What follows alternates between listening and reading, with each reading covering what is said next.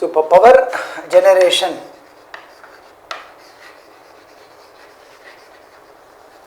using electromagnetic induction idea. இது power generation அப்படிங்கிறது ஒரு காயில magnetic fieldல நம்ம rotate பண்ணும் பொழுது an EMF is induced, a current therefore flows in the external circuit னு பார்த்தோம் இல்லையா. அதை பேஸ் பண்ணி we are going to design what is called a power generator, and அது லாஸ்ட் கிளாஸ்ல சொன்னேன் இல்லையா, alternating current தான் ஜெனரேட் ஆக முடியுது அப்படின்னு. So it's called alternating current generator or simply AC generator. AC stand for alternating current.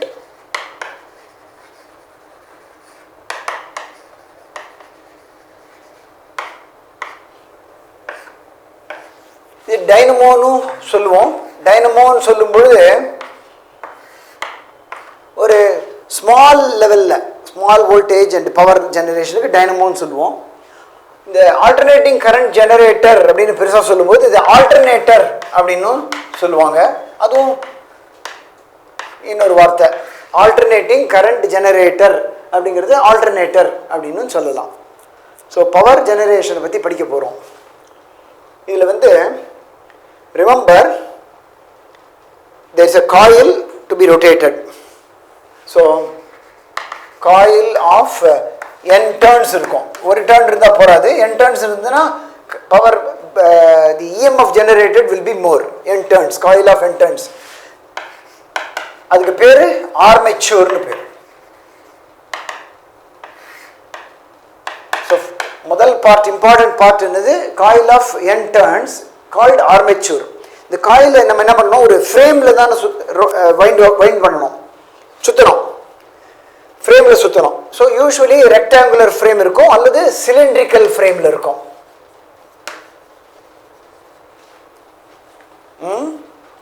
ஃப்ரேமில் சுற்றுவோம். யூஸ்வலாக ரெக்டாங்குலர் ஃப்ரேம்னு இருக்கலாம். ஃப்ரேம் ரெக்டாங்குலர் ஃப்ரேமில் we use insulated copper wire.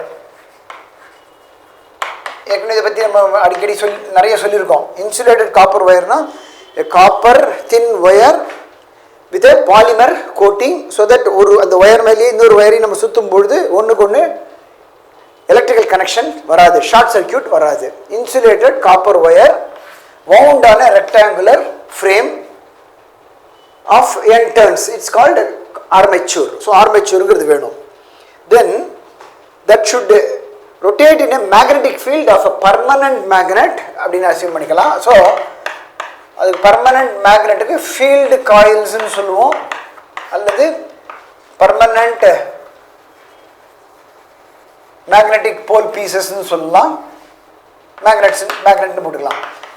ஏன் பர்மனன்ட் மேக்னெட் ஃபீல்டு காயில்னு என்னன்னு பார்க்கலாம். இப்போ ஸ்மால் லெவலில் டைனமோ அப்படின்னு பண்ணும் பொழுது பர்மனன்ட் மேக்னெட்டை யூஸ் பண்ணுறது ரொம்ப ஈஸி. பர்மனன்ட் மேக்னெட்னா நார்த் சவுத் போல் இருக்கிற ஒரு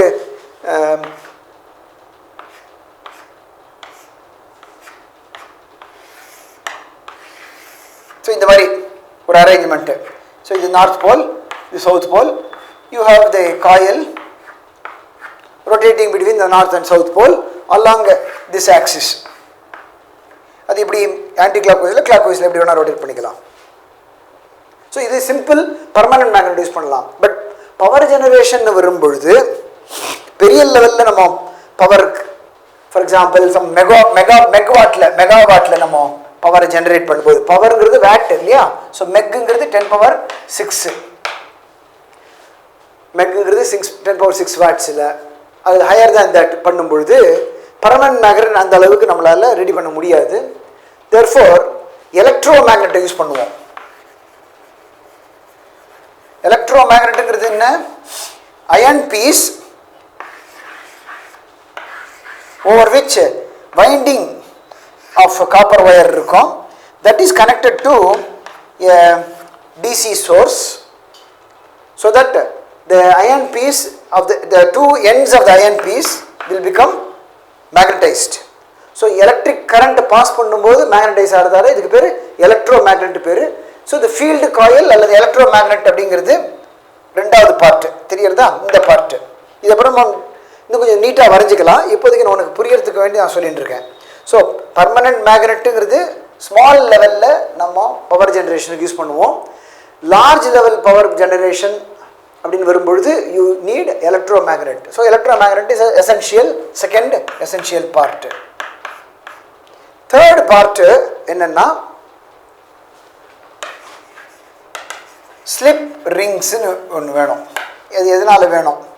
ஸ்லிப் ரிங்ஸ் அப்படின்னு எதனாலன்னா, இப்போ இந்த காயில் ரொட்டேட் ஆக போகிறது சொன்னோம் இல்லையா?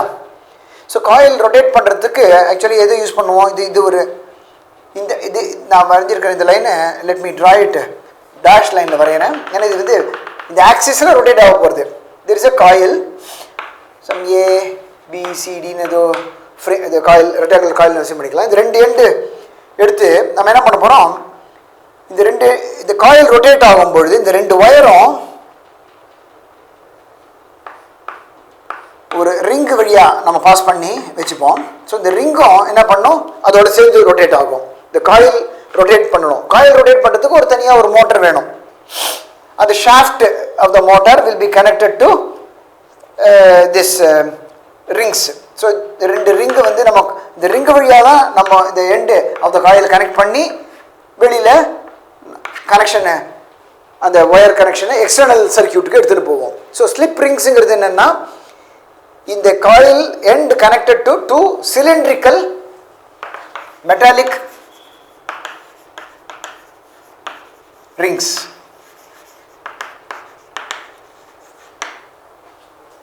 Fourth important point, the power generate ஆயிடுது இங்கே, அதாவது EMF current generate ஆயிடுது. இங்கே கான்டாக்ட், இந்த ரிங்கில் கான்டாக்ட் வச்சு எடுக்கணும். அந்த ரிங்கில் கான்டாக்ட் வைக்கிறதுக்கு என்ன பண்ணுவோம்? இந்த இடத்துல small carbon brushes or simple soft metallic brushes, metal brushes. கான்டாக்டுக்கு, எக்ஸ்டர்னல் சர்க்கியூட்டுக்கு கரண்ட் எடுக்கிறதுக்கு உண்டான கான்டாக்டுக்கு, கரண்ட்டு இப்படி இப்படி ஃப்ளோ ஆகுது அப்படின்னு இந்த ஃப்ளோ, இந்த ரிங்கிலேருந்து wire is connected to the ring. இந்த காயிலுடைய wire is connected to the ring. அந்த ரிங்கிலேருந்து நம்ம எக்ஸ்டர்னல் சர்க்கியூட்க்கு நம்ம கரண்ட்டை ஜென்ரேட் பண்ணது, கரண்ட் எடுத்துகிட்டு போகிறதுக்கு we use what is called brushes. These brushes are made of either carbon or a soft metal. So இது ரொம்ப இம்பார்ட்டன்ட். கார்பன் ப்ரஷஸ் அப்படிங்கிறது, கார்பன் இந்த form of graphite is a conductor. அதனால தான் இதை யூஸ் பண்ணுறோமா. கார்பன் வந்து ஒரு செமிகண்டக்டர்ன்ற கான்செப்டில் நம்ம பண்ணியிருந்தோம், ஞாபகம் இருக்கா? 10⁻⁵ ரெசிஸ்டிவிட்டி ஓம் மீட்டர் வரும். அதனால கார்பன் ரெசிஸ்டர்ஸ் யூஸ் பண்ணுவோம். கார்பனுடைய இன்னொரு இம்பார்ட்டன்ட் அப்ளிகேஷன் இஸ் இங்கே கார்பன் ப்ரஷஸ். அது என்ன ஆகும்? இந்த ஸ்லிப் ரிங்கு வந்து இப்படி சுற்றின்னு இருக்கும். ரிங்கு சுற்றும் பொழுது இந்த கார்பன் அதோட ரிங்கு சுற்றும் பொழுது இந்த கார்பன் இந்த ரிங்கோட அட்டாச் ஆகிருக்கும். அட்டாச் ஆகிருக்குன்னா டச் பண்ணிட்டு இருக்கும், ஜஸ்ட் டச் பண்ணிகிட்டே இருக்கும், கான்ஸ்டண்ட்டாக டச் பண்ணிகிட்டே இருக்கும். ஸோ இந்த கார்பன் ஓவர் த டைம் தேஞ்சி அதை ரீப்ளேஸ் பண்ண வேண்டிய வரும். ஸோ சாஃப்ட் மெட்டல் யூஸ் பண்ணுறோம். அதே போல் சாஃப்ட் மெட்டல் யூஸ் பண்ணுறோன்னா இது ஃப்ரிக்ஷன் அதிகமாக வரக்கூடாது, இது தேயணும். இந்த ஸ்லிப் ரிங் இருக்கு இல்லையா, அது காயிலோடு சேர்ந்து சுற்றும் பொழுது இந்த கான்டாக்ட் ப்ரஷ் இருக்கு, அது வந்து சாஃப்டாக கார்பனோ அல்லது சாஃப்ட் மெட்டலோ இருந்தால் தான் அது தேயும். கான்டாக்ட் ஆனால் பர்மனெண்ட்டாக இருக்கும். So these are the 4 essential parts in the alternator, அதாவது alternating current generator. Armature, permanent magnet or electromagnet. Electromagnet வரும்போது இந்த electric field, magnetic field produce பண்ணுற coils, slip rings connected to the two ends of the coil. Finally the external circuit connect பண்ணுறதுக்கு you need from the rings to the external circuit brush called carbon brushes or soft metal brushes. So basic features இந்த 4 important பற்றி முதல்ல சொல்லணும். Basic principle என்ன? A coil rotating in a permanent uniform magnetic field produces an EMF based on the orientation change. Based on the orientation change. அப்படின்னா d by dt of cos theta, last classல பார்த்தோம் இல்லையா, where theta is omega t ன்னு எழுதினோம். omega is the angular frequency of rotation. அப்போ omega t substitute பண்ணி differentiate பண்ணும் பொழுது minus omega sin omega t ன்னு வரும். ஸோ மைனஸ் ஒமேகா அல்லது b A omega sin omega t னு வரும். இதுக்கு அப்புறம் இது single டர்னுக்கு suppose the coil has n turns, then it will be multiplied with n, so minus nba omega times sin omega t னு வரும். sinusoidal னு பார்த்தோம், அதாவது sin variation. இந்த டயக்ராம்லாம் வரைஞ்சோம் ஞாபகம் இருக்கா? அப்போ EMF induced is minus d phi by dt. அப்போ minus minus cancel ஆகி nba omega sin omega t னு பார்த்தோம். This is taken as the peak value of the EMF. nbaw is called a peak value, E naught sin omega t. So the diagram நம்ம வரைஞ்சோம் ஞாபகம் இருக்கா? ஒரு single சைக்கிளுக்கு வரைஞ்சோம். That is omega t entered omega t எடுத்துக்கலாம். இங்க வந்து magnitude, இந்த magnitude maximum is இந்த positively E naught, negatively E naught, இது pi by 2 pi 3 pi by 2 2 pi, so 0 to 2 pi is one cycle of operation அப்படினு பார்த்தோம். So the current in the external circuit flows in one direction in one half cycle. Half cycle na puriya 0 to pi ங்கிறது ஒரு half cycle, half cycle. During the second half cycle the current flows in the opposite direction. அப்போ இந்த காயில நம்ம இந்த magnetic field நம்ம rotate பண்ணும் பொழுது first current இந்த particular directionல flow ஆகுதுன்னு வெச்சுக்கலாம். அதாவது D to C B A then externalா போறதுன்னு அசியூம் பண்ணிக்கலாம். Then இது வந்து ஒரு ஹாஃப்க்கு the next half rotate பண்ணி வரும்போது 0 to pi வரும்போது காயில் வந்து நம்ம என்ன பண்ணினோம், ஸ்டார்ட் பண்றதுக்கு சொன்னோம் இல்லையா, மேக்னெட்டிக் ஃபீல்டுக்கு பர்பெண்டிகுலரா முதல்ல ஸ்டார்ட் பண்ணிட்டு ரொட்டேட் பண்றோம் சொன்னோம். தென் 180 டிகிரிஸ் ரொட்டேட் பண்ண அப்புறம் ஏபிங்கிறது இந்த பக்கம் போய் திருப்பி இந்த மேல இருந்த ஏபி கீழே போயிட்டு இருப்போம். என்ன ஆகும், அங்கேருந்து மேலே ஏறி ரொட்டேஷன் வரும் பொழுது கரண்ட் ரிவர்ஸ் ஆகிடும். Current will flow from AB CD அப்படி வெளியில் வரும். அதுதான் இதனுடைய negative side indication. The induced EMF changes its polarity, therefore current flows in the opposite direction. So current நம்ம எழுதும்போது என்ன சொன்னோம், I is equal to E by R. So E naught by R sin omega t.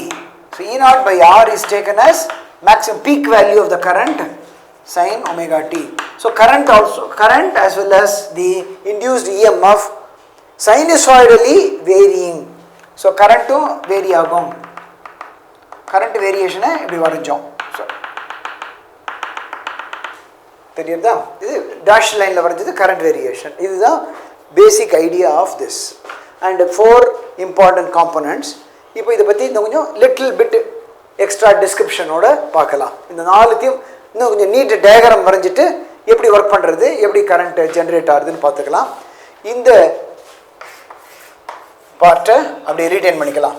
இதை மட்டும் கழிச்சிட்டு வரைஞ்சிக்கலாம் ஃப்ரெஷ்ஷாக.